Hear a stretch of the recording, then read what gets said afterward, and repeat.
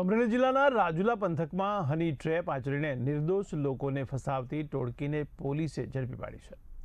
હિંડોળા ગામની સીમમાં એક યુવકને લઈ જઈ મહિલા સાથે વિડીયો ઉતારી તેને બદનામ કરવાની ધમકી આપી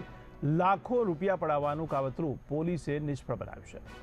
તો મળતી માહિતી અનુસાર થોડા દિવસો પહેલા જ એક મહિલા સહિત 5 શખ્સોએ હની ટ્રેપનું કાવતરું ઘડ્યું હતું। ફરિયાદી યુવકને રાજુલાના હિંડોળા ગામની સીમમાં બાવળની ઝાડીમાં લઈ જવામાં આવ્યો અને ત્યાં પૂર્વ આયોજિત કાવતરા મુજબ મહિલા સાથે યુવકનો વિડીયો ઉતારી લેવામાં આવ્યો હતો।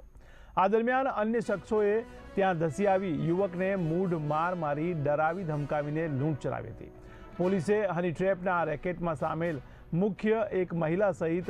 કરણ પટાટ, જીતેન્દ્ર ચૌહાણ અને અન્ય એક આરોપીની ધરપકડ કરી છે। રાજુલા પોલીસ સ્ટેશનની અંદર એક હની ટ્રેપનો ગુનો નોંધાયેલ છે। આ ગુનાની હકીકત એવી છે કે આ ગુનાના કામના જે ફરિયાદી છે આ ગુનાના કામના એક આરોપીને પહેલેથી જ ઓળખતા હોય એ આ આરોપીએ અન્ય આરોપીઓ સાથે મળીને એક પૂર્વ આયોજિત કાવતરું રચ્યું છે કે જેની અંદર ફરિયાદીને હિંડોળા ગામે એક બાવળની કાંઠમાં લઈ જઈ ત્યાં એક મહિલા સાથે એનો પરિચય કરાવ્યો છે અને કાવતરા મુજબ દરેક જે અન્ય આરોપી છે તેમણે આ ફરિયાદીને ઢીકાપાટુનો માર માર્યો છે તેમજ તેને ડરાવી ધમકાવી અને આ મહિલા સાથે એક વિડીયો ઉતારી લીધેલ અને જેને આ ધમકી આપી અને ફરિયાદી પાસેથી તેનો પોતાનો એક ફોન તેમજ રોકડ રૂપિયા 1950 બળજબરીથી કઢાવી લીધેલ છે અને ત્યારબાદ ફરિયાદી પાસેથી આ મહિલાને બાજુમાં બેસાડી અને અન્ય એક વિડીયો ઉતારી અને આ મહિલા સાથેના વિડીયોને વાયરલ કરવાની તેમજ જાનથી મારી નાખવાની એક ધમકી આપી અને જે મુજબ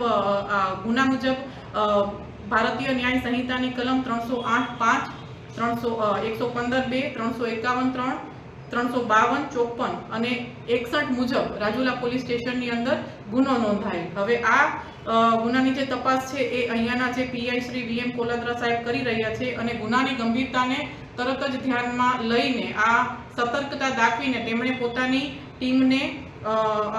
અલગ અલગ દિશામાં તપાસ કરવા સૂચન કરેલ અને ટેકનિકલ તેમજ હ્યુમન સોર્સથી જે આ કામના તમામ આરોપી છે એ